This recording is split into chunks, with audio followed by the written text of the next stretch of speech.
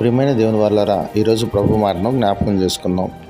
ఆయన మనలను అంధకార సంబంధమైన అధికారంలో నుండి విడుదల చేసి తాను ప్రేమించిన తన కుమారుని యొక్క రాజ్య నివాసునిగా చేసెను.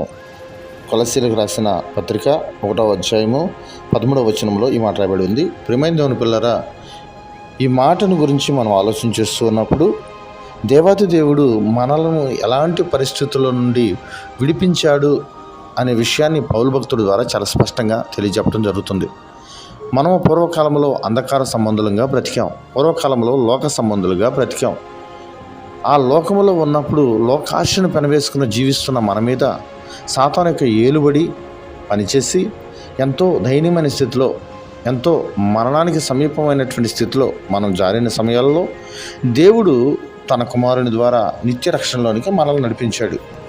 ఆయన చెప్తూ ఉన్నాడు, నీ పాపములను నీవు ఒప్పుకున్నట్లయితే ఆయన నమ్మదగిన వాడును నీతిమంతుడు కనుక సమస్త దుర్నీతి నుండి నేను పవిత్రుడిగా చేయను అని. అలాగే మనం అపవిత్రతలో ఉన్నప్పుడు యేసుక్రీస్తు ప్రభుని వెంబడించాం. యేసుక్రీస్తు ప్రభు అంధకార సంబంధులమైనటువంటి మన మీద కనికరము చూపించి మనందరి పాపముల నిమిత్తము ఆయన కలవరి శిలువలో తన ప్రాణమును, తన రక్తమును దారవోసి మనలందరినీ క్షమించాడు.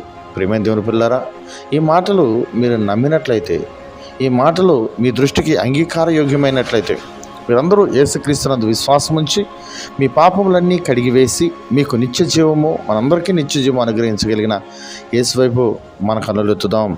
ఈ మాటలు వింటున్న మనం అందరం కూడా దేవుని యందు నిరీక్షణ కలిగి ఎదురు చూడాలని కోరుకొంచు ఈ నా మాటలు ముగిస్తున్నాను. ఆమేన్.